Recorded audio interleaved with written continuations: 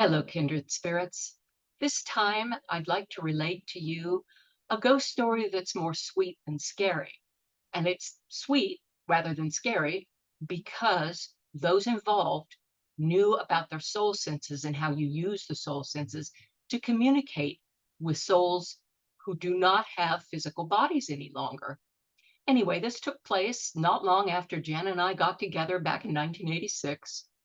She was invited by one of her colleagues to go to the woman's home in Baltimore and teach and do some story healing with people who were interested in working with Jana that the woman had put together. And I'll call this woman Valerie. That's not her real name, but I'm trying to keep it, not invade her privacy.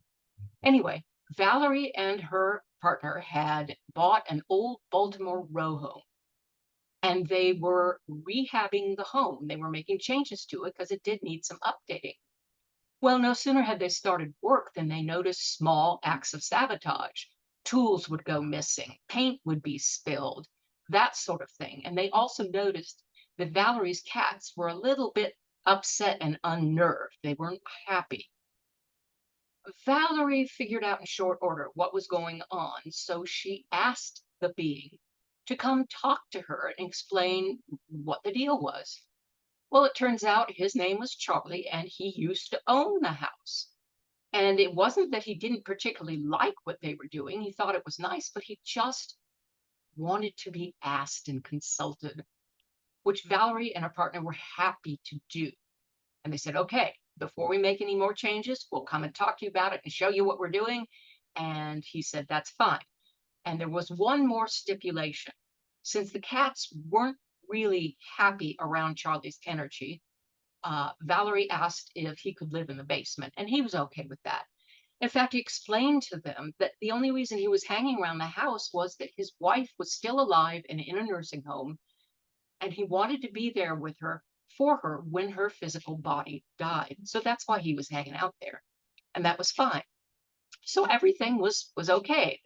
The sabotage stopped, things were moving along, and Jana came and was going to do her thing. So the first morning she was there, Valerie, who did not drink coffee, had bought Jana some coffee and a small coffee pod. So Jana got up and brewed herself some coffee because she was never a happy morning person and she needed her coffee to get going.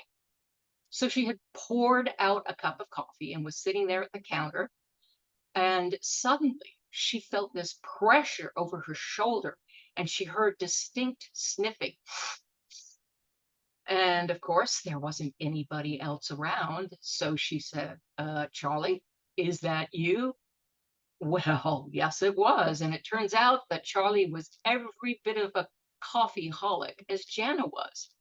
So the next mornings, while she was there, she would brew the coffee, pour herself a cup, and then pour Charlie a coffee, and she could feel his energy just glomming onto that cup of coffee. And sometimes she could hear him sniffing and inhaling. And that is a sweet, not scary ghost story. And it's possible to have a lot more sweet, not scary ghost stories if people will start paying attention to the senses that allow them to connect with souls who no longer inhabit physical bodies. I call them the soul senses. And next time, I'll start to talk about what they are and how they work and how to recognize them in more detail. Until then, vaya con Dios.